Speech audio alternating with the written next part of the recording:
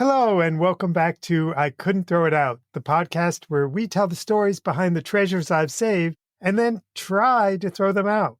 In this episode, we go back to that fateful night in 1982 when I absolutely infuriated a star of Saturday Night Live. But then my ego was rescued by one of the world's top supermodels. Now, I know that sounds unlikely, but I swear to you it happened. So, keep listening. I couldn't throw it out. I had to scream and shout. Before I turn to dust, I've got to throw it out. Before I turn to... Hello, Sally Libby. Hello, Michael Small. Now, I'm going to start today with a question for you. Mm-hmm. Can you think of a time when you were in public and something extremely embarrassing happened to you? Yes, I can. Okay, that's what I thought, because that is particularly true for even the coolest people in the world who never seem to be embarrassed. Everybody has some time when they got embarrassed. Do I have to say what it is?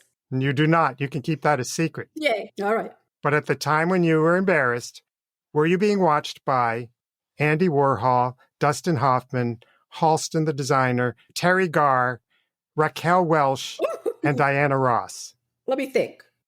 I don't think so. Yeah, I don't think so either. But that is exactly what happened to me in December 1982. And can you think of where I might have found an object that reminded me of that terrible moment? Probably in your file somewhere in some box. Yep. It was in one of the boxes of treasures I've been saving pretty much my whole life. And when I was digging through the box, I found something that reminded me of the trauma. And do you know what I thought? What? I thought it is my duty to inflict the tale on Sally in an episode of our podcast. I couldn't throw it out. Yay, me. And I was not satisfied to make you sit through this alone. I asked a key player in this story if he'd be willing to join us to revisit the humiliation. I'm happy to say that the person with us is someone that you, Sally, have not seen since the 1970s. But he's definitely one of your favorite people you ever met, I know. Absolutely. Yep. And say hello. Hello. To one of the most accomplished humorists in American history. Oh, stop it. Mr. Tom Gammill. Welcome, Tom Gammill. This is very embarrassing for me now. Now, before we get to my story, I think we need to say a bit more about Tom Gammill. Tom, I met you in college, where we were on the staff of the humor magazine, the Harvard Lampoon. And then after college, you started working as a writer for a lot of funny TV shows. Yeah, Max Pross and I were on the Lampoon with you. And senior year, the great Jim Downey, who was working at Saturday Night Live, said, hey, Tom and Max, why don't you get a packet together and submit it as a team? So we did. And then we were apprentice writers on the 5th season of SNL. That was 1979-80.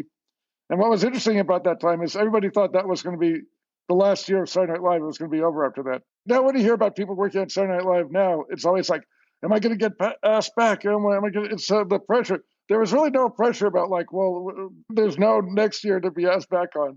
I can't say we contributed a whole lot to the 5th season.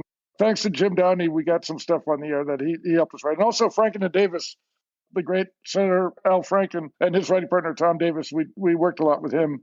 And Sarah Paley, who was also a new writer, an apprentice writer that season. It was, a lot of fun. It's a much smaller operation than it is now. All the writers, there were just a handful of writers, maybe like 10 or 11 or something. And there wasn't the support staff that there is now. But it was really exciting. I mean, just coming out of college, to be able to go to Rockefeller Center and have a pass and have a desk. And it really screwed me up about what working was like. Because at Saturday Night Live, you only came in the weeks that the show was on. So you only came on 22 weeks a year. Other time you're on vacation, Budweiser was a sponsor, and they literally came in like a couple times a week and filled the refrigerators with Budweiser beer. How many years were you at SNL?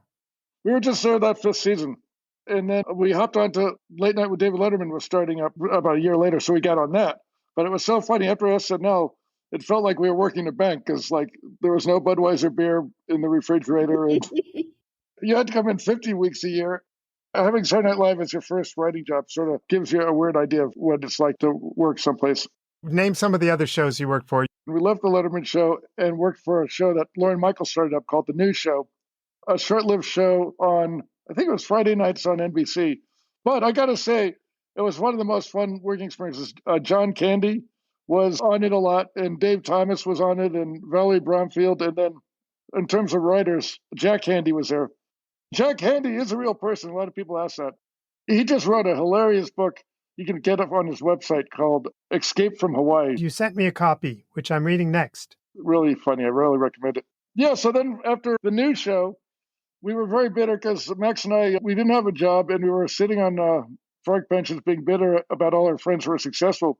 But what happened was that bitterness helped us when we wrote for Seinfeld 10 years later. And a lot of the stories we did for Seinfeld actually were inspired by our miserable lives after the news show was canceled and after we left Letterman. But we got out to L.A., then we worked on a Scary Shanley show on Showtime, and that was a lot of fun. So that was our first job in L.A. And then we got onto Seinfeld, and we were there for a few years. And then I was on The Simpsons for 22 years as a consulting producer. 22? Wow. And then after Disney bought The Simpsons, they said, like, oh, if it's not broke, we don't need to fix it. But then they started going, gee, you sure have a lot of consultants. And so Disney slashed the budget and got rid of the consultants. But I was able to hop on consulting producer on Curb Your Enthusiasm for the season 12, which I think is coming out in January. And it's, if you're a fan of the show, you're going to love the season. It's great. So I'm still working. Meanwhile, Tom is an amazing cartoonist. You know, a great cartoonist, you see one line and you know it's them. And that's true of Tom Gammill. What do you call your cartoon? Oh, it's called The Doozies. It's on Go Comics. I haven't done it for a while, but I hope to get back to it. But look at this. I actually have here a script of Jack LaLanne Theater from Saturday Night Live, 4/9/1980. Yes. Yeah, that never made it on the air. Yeah, that was funny. I kept it not because of SNL, but because I thought these drawings that Tom put on it were going to be worth so much money. Yeah, sorry about that. But we're here today for another reason. We are seeking your help, Tom. Yes, I want to hear this story. We need you to determine if I can or should throw out some of the things of mine that relate to your first job at SNL. Okay.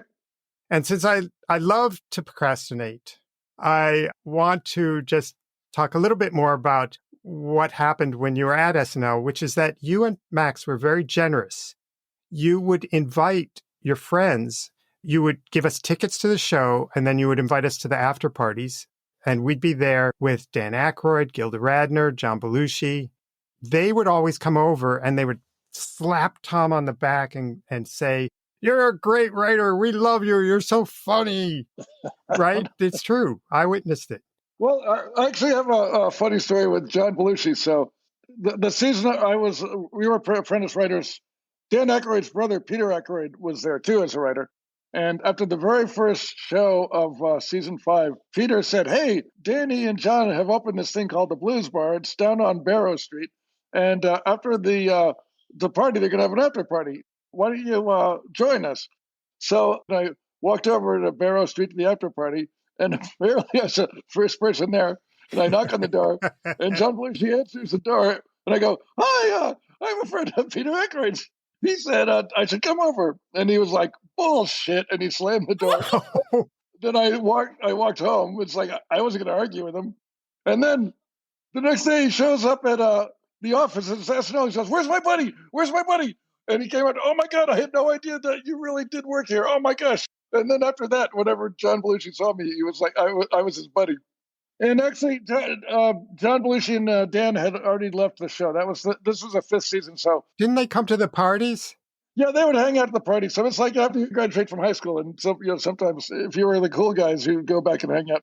Anyway, but there was one sort of unspoken rule. What was that? Which was you really did not want us to chat with those people. I don't know if you remember that, but you really were nervous about that. And you were afraid that we would open our big mouths and say something that would embarrass you forever. Oh, man. I remember one time. So I lived in the Village, and I would walk up to Rockefeller Center. And one time I'm crossing the street, and this limo is honking at me. And I give him the finger like, "Fuck you." It's like, "Hey, I'm a Mr. Limo person." And then it was Jane Curtin popped her head out. So like, no, Tom, do you want to ride? It's like, oh, okay. So yeah, they were all very, but yeah, we did not really talk too much to the. But especially not your dorky friends. You didn't want us to, and also I didn't have the same boundaries, as we're going to find out. What happened is that I ended up breaking that rule, and it did not go well. So, Tom, we're going to revisit that time. Okay. You can chime in at any time. This is a bit different from most of our usual episodes because I kind of just have to tell you a story. Yes. The object that I saved all these years, it's hard to believe, that brought me back to 1982, is this 4x6-inch baby blue spiral notebook. I can see that I bought it at Lamston's, which, as far as I know, is a store that doesn't exist anymore. It was like a 5 and dime. Yeah, like Woolworth's. Yeah. And in this notepad are the notes I took on the fateful night. I have to backtrack a little and say it started when I got a job as a fact checker at People magazine. You had already left SNL by the time I had this experience. I totally remember we were at Letterman in December of 82. Okay. That was the year that Saturday Night Live wasn't produced by Lorne Michaels. It was the year Gene Domanian ran things. What's amazing about that, that's when a young Eddie Murphy came on the show, and he, who blew everyone away. It was a fun time to be at Rockefeller Center because, yeah, you had Letterman going on, and then the Eddie Murphy SNLs were starting up.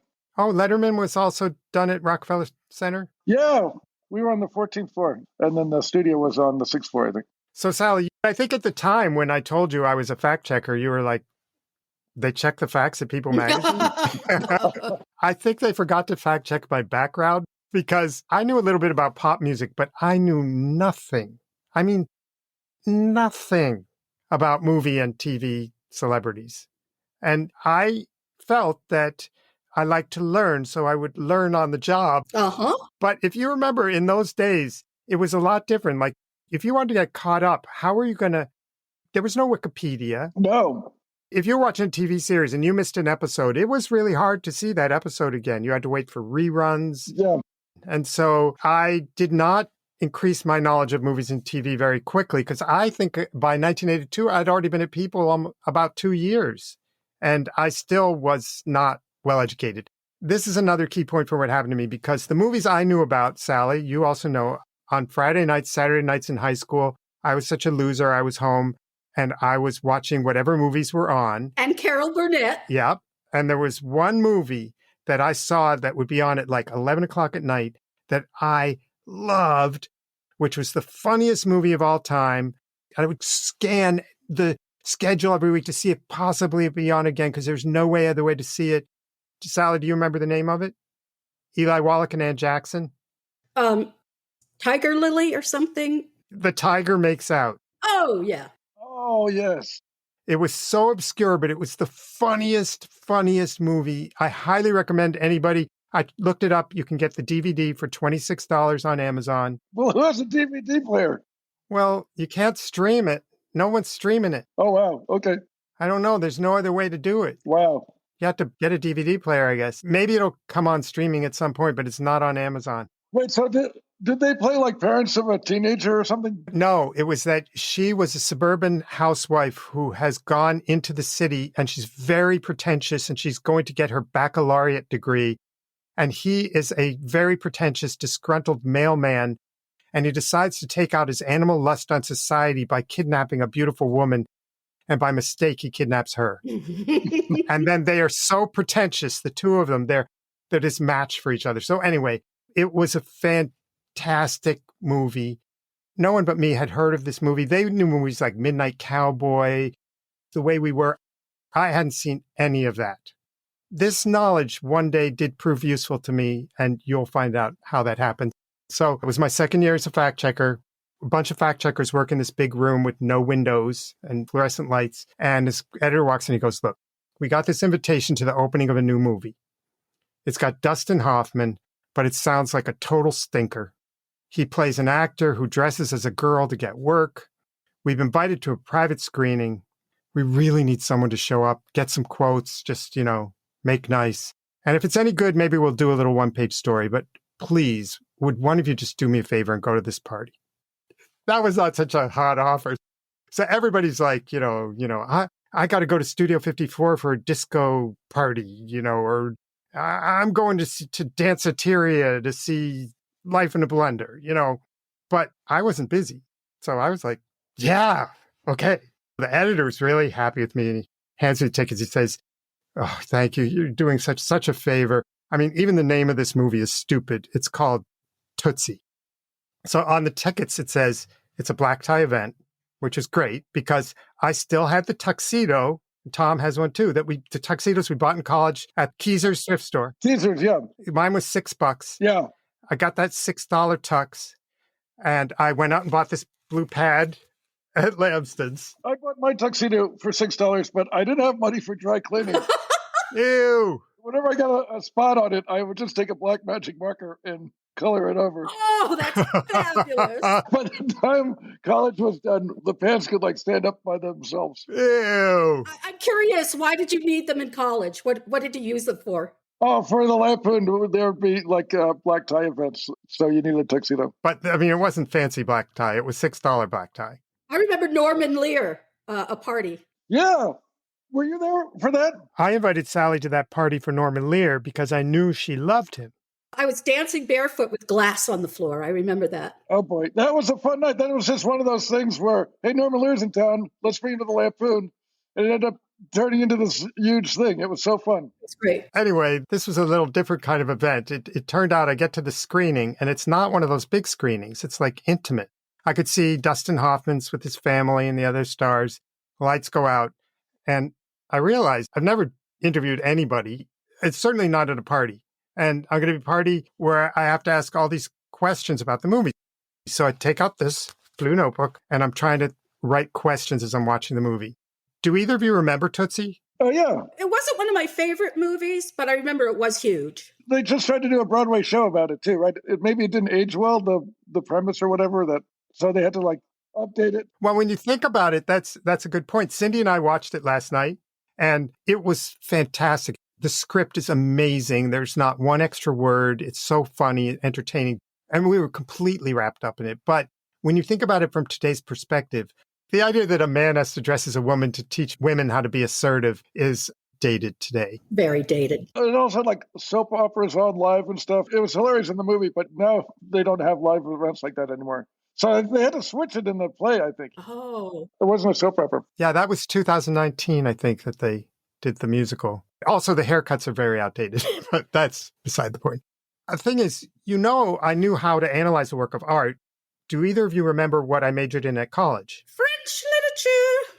Is that right? Actually, history and literature of France and England from 1750 to the present, which was very useful while watching Tootsie because I saw it as a literary work. Screening's over, I'm in the cab on the way to the party, and I come up with a really excellent history and lit question. This is my question. How do you think this movie reflects the role of women in society today? Oh. You were asking this at the Tootsie premiere? I also had another one, which is, do you think Dustin was plausible as a woman? Can a man dress up as a woman and be believable? Oh, my God. What? I mean, this is a light, funny movie. I don't even think those would be good questions about Madame Bovary. It's oh, boy. Last night when Cindy and I were watching it, she just kept going you could have asked this question. You could have asked that question. And it was no. What was the screening like, though? Was everybody laughing and really into it and stuff? Yeah, people were into it. People were really enjoying it. Yeah. It was. I remember seeing it in the theater. Yeah, the whole place went crazy. So I arrive, go to this party with the question, how do you think this movie reflects attitudes about women in society today? And the party was at the home of the producer, Robert Evans. Oh, my God. Are you kidding? That name did not mean a lot to me because we didn't have Wikipedia. Wait, was this in Manhattan? It was in Manhattan. But I did get a clip saying he produced The Godfather, Rosemary's Baby, Chinatown, Love Story. And I had seen those. So that was a miracle. I was I'm ready for this. Have you ever read his book, The Kid Stays in the Picture? No, is it good? You got to listen to the audio version of it where he reads it himself. It's was Tootsie going to be a hit? You bet it was. It's he has and answers a lot of questions. It's hilarious. The party was at his place on Park Avenue. I knew that was fancy, Park Avenue, but I wasn't an expert on anything, including New York real estate. Except for French literature, I guess. Yeah. Yeah. I get there, I'm kind of disappointed because he didn't have his own building. Oh, my God. Like there were other apartments in the same building. And to me, that was like, what? Can't you get your own place? Are you rich? On Park Avenue. Was he with Ally McGraw then, or was that after? I think after. Allie and I had split by then. Were we still friends? You bet we were. I walk into his apartment, and it's a lot like a scene in a movie, really. It's a 3-story apartment, high ceilings. There are waiters walking around with cocktails and hors d'oeuvres. There are orchids all the way around. There's art. Was there a lot of glass and light? The really big, big windows. Not where I was. Okay. It was an internal area. So I realized I was in trouble because this was not a big press event. It was a private party. And there were probably about 60 people there. Not that I recognized them, but I knew some of them were famous, and I did not know where to begin. I get out my pad and I'm standing there. And then I see this other guy. He's older. He's standing by the door. I also am no fashion expert, no expert on real estate or fashion, but I could tell that his tuxedo did not cost $6. He looked famous to me because he was so well dressed. So I go over and I say, "Hi, I'm from People Magazine. Were you in the movie?" And he says, "No, actually, I'm from W." And I look at him like, W. What the heck is W? And he knows I'm confused. So he says, "Women's Wear Daily. I'm John Fairchild." I had never heard of Fairchild Publications. And Women's Wear Daily did not sound fancy to me. It sounded like, I don't know. Extra, new bonnets in town. So I said to him, "What do you do there?" And he said, "I kind of run the place." He's the head, John Fairchild Publications. Oh, my God. He says to me, "You must be some kind of VIP at People Magazine." And I'm like, "What?" And he's like, "Yeah, I hear you and I are the only 2 journalists who are invited to this event." Wow. And he says, "Have you ever seen so many stars in one room?" And he's like, "There's one for you." So I follow where he's looking, and I don't really see a person. What I see is glitter. I mean, glittery shoes, glittery dress, glittery, like a halo of hair, like puffed out like 3 feet in diameter.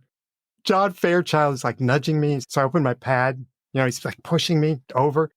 I walk up there and I say, "Hi, I'm from People Magazine. Would you mind if I ask you a question about the movie?"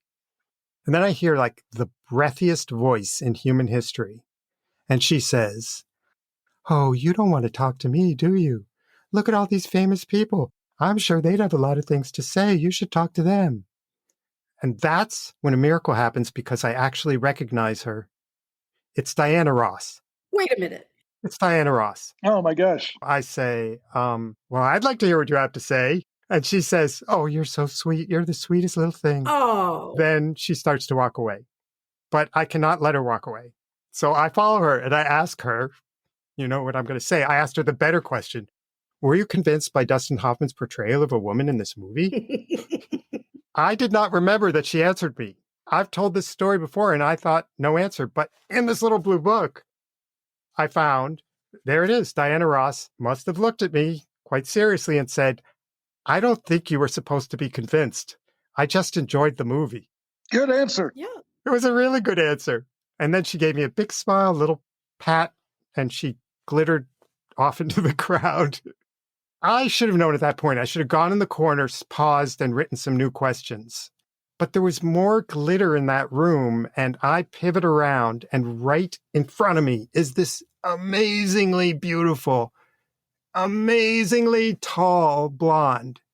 And she looks down on me, and she introduces herself. She says, "Hello there, I'm Cheryl Tiegs." Wow. In case anyone hears this who does not know who Cheryl Tiegs is, would you two please explain?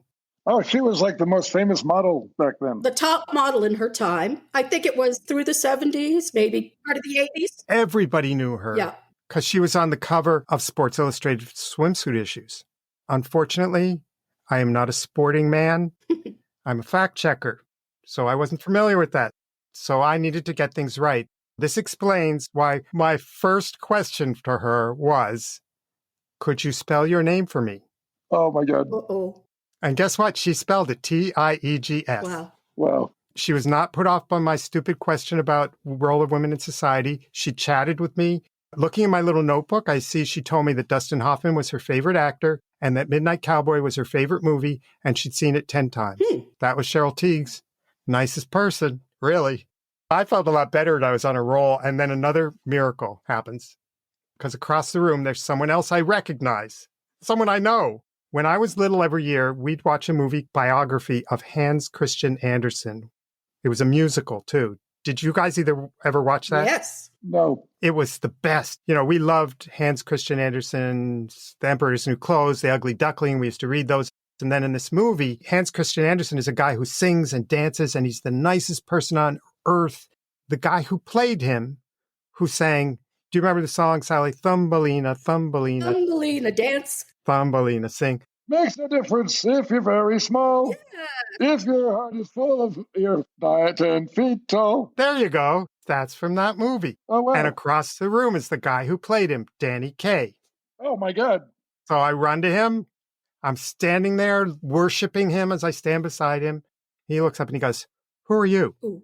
I was proud to answer, actually, because I'm working for the most famous magazine in America, really. So I say, "I'm from People Magazine.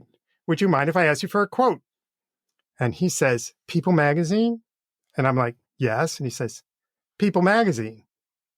And I'm thinking, yeah, he's really impressed with me, right? And he says, "People Magazine, a fucking piece of shit." Wow.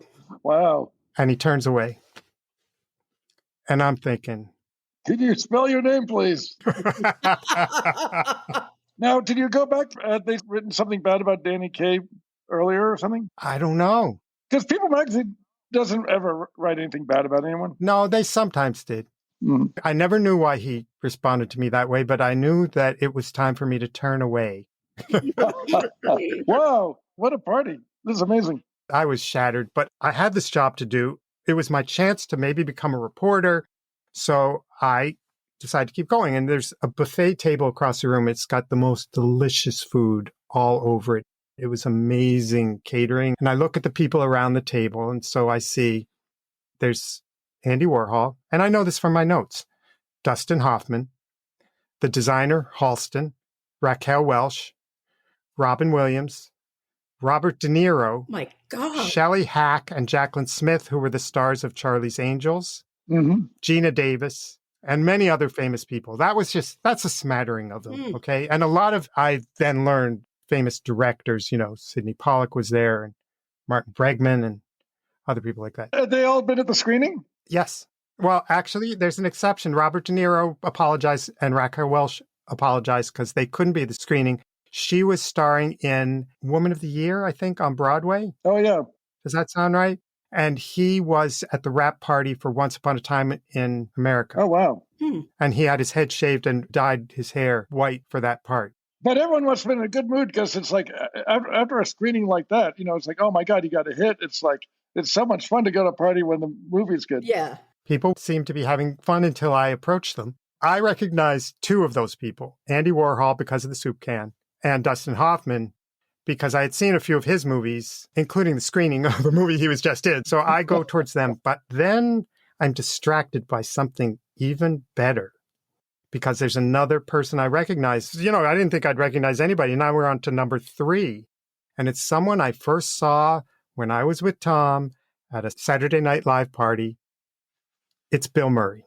Oh. And he is absolutely fantastic as Dustin's roommate in Tootsie. He's one of the best things about the movie. Oh, yeah, because he has a line like that. It's one nutty hospital at the end. Yes. I remember that brought down the house when I saw it. Yeah, he is fantastic. And I totally forgot at that moment the Tom Gammill rule that we are not supposed to chat with the stars of Saturday Night Live. Uh-oh. So I make a beeline for him. And I say, "Bill, hi. I'm a friend of Tom Gammill and Max Pross. Can I ask you a question for People Magazine?" And there's a pause. And he looks down on me and he's pondering. And he says, "You really know those two clowns?" And I say, "Yes, we're old friends." So he says, "Okay, since you know them, I'll talk to you." Now, this seems like a rare opportunity. So this was the time I really had to go to my history and literature question. So I say to Bill Murray, "How do you think this movie reflects the role of women in society today?" And Bill looks at me And he says, "That's a stupid question. Next question." And it's just lucky that I do have one more question. So I say, "Do you think Dustin was convincing as a woman?" Oh, God. Oh, my God. And Bill says, "Now, that's a really stupid question. Oh. You have one more chance to ask me a smart question." And now I'm in trouble because I don't have another question. I have no option. I go with the truth. And I tell him, "I don't think I have any smart questions. Is there anything you want to say about the movie?" Oh. At this point, Bill, he's had it with me. He says, "Ask me a question. I want you to ask me a question." So I say, "Oh, okay, sorry I bothered you. No problem, I'll go. Thank you, fine." And he, at that point, grabs my arm hard. I'm not afraid to say, really grabbed it. And he says, "You are a fucking idiot. Ask me a question." And I try to back away, but he will not let go. And he starts to scream at me. "Ask me a question. You moron. Ask me a question. Ask me a fucking question." And the room has gone silent. And everyone is watching. Oh, God. And you know who those people are. I am a few feet from Dustin Hoffman and Andy Warhol and all those people. And I'm trying to pull my arm out of his grip. But he is not letting go. And then a man in a tux, who you mentioned earlier, happens to be our host, Robert Evans, comes over and says to Bill, it's okay. Let's go to the other room." And he pries Bill's fingers off my arm and drags Bill to the other room while he is looking back at me and yelling, "You're an idiot. You're a fucking idiot. What are you doing here? I don't believe you know Gammill and Pross. I'm calling them. I'm telling them what an idiot you are." And now I think, before I finish the story of the party, we flash forward to the next day, I guess. Tom, did I call you to tell you? I was sitting at the Letterman desk on the 14th floor, and the buildup was like, "Tom, this horrible thing happened." I thought someone had died the way you built it up. And then you said, like, "I told Bill Murray I knew you," and he hit the roof. So it was obviously he was just messing with you. You know, had you not mentioned Gammill and Frost, he wouldn't have like yelled at you about it. He thought you would go with it the way me or Max would have gone with it, I think. But anyways, Bill is a great guy. So then I call him because Bill, those early days of Letterman, Bill was instrumental in keeping the show going and keeping it funny. He was on quite a bit, and like he was on the very first episode. And actually, Max and George Meyer and I like spent the whole weekend with him at his house and stuff, trying to come up with stuff for him to do. And I remember Max going like, "Are we going to do this with every guest? Like 3 days with them before they come on? We're not going to be able to do this." So I called up Bill. I said, "What happened at that party?" He goes like, "You're not going to believe this, but some reporter from People Magazine was going around claiming he knew you." And I knew that was bullshit. And it's like, I just want you to know there's somebody going around town claiming they know you. And I was trying to put a stop to it. So I don't like people going around town claiming they know you. And when they clearly don't know you, it's like, it makes me so mad.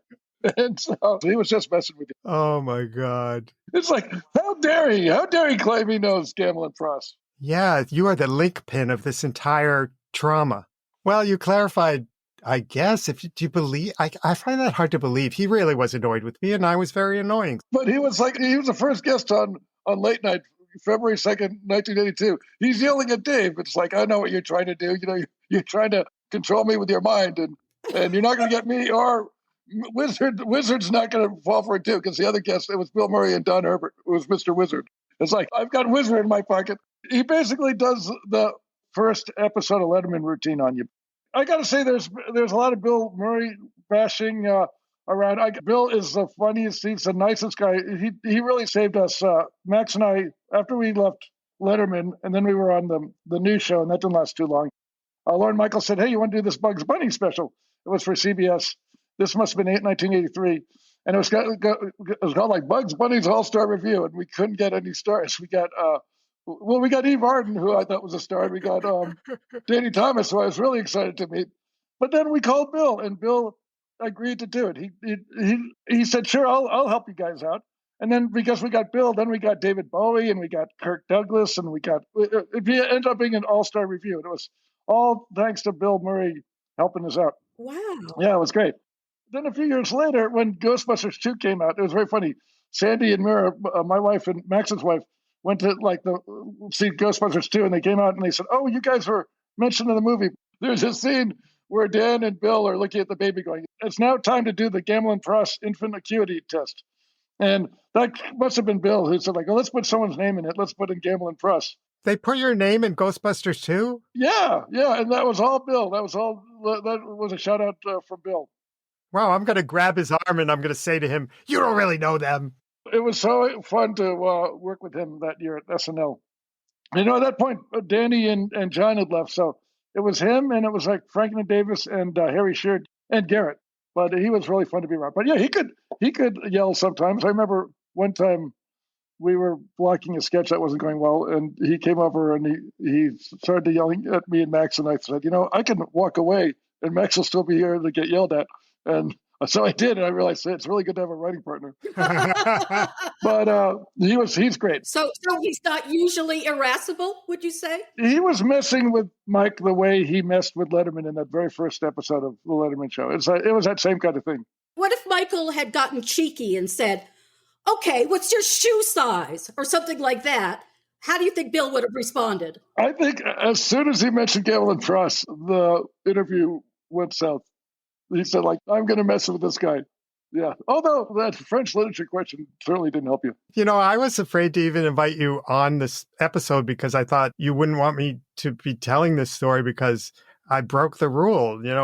I mentioned you to a SNL celebrity.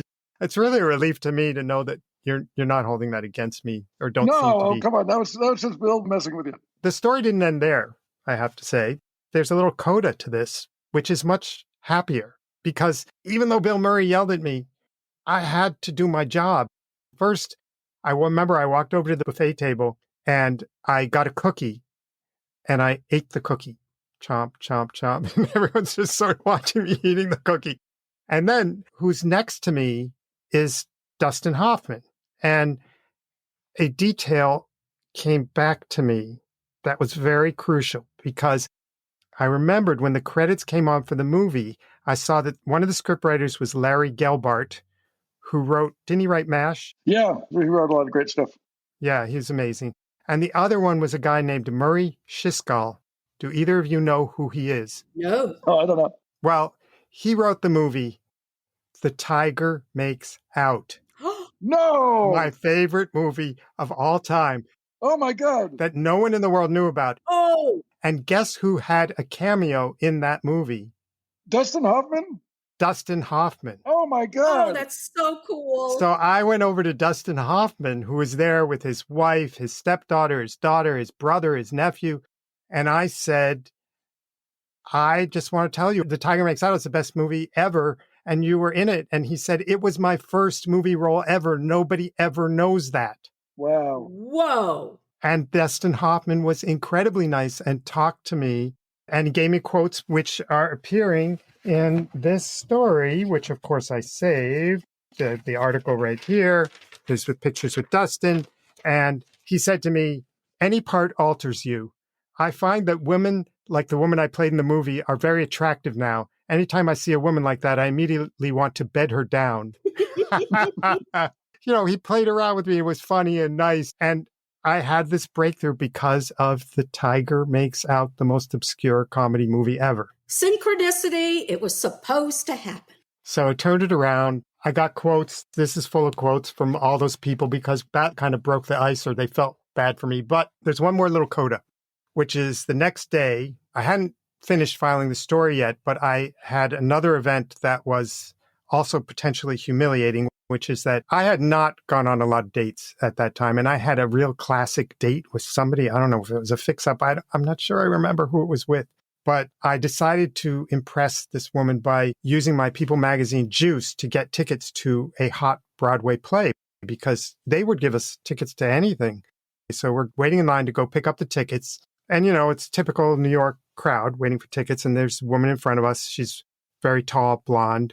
At one point, she turns around and she's actually very beautiful. And she looks down at me and my date and she breaks into a big smile.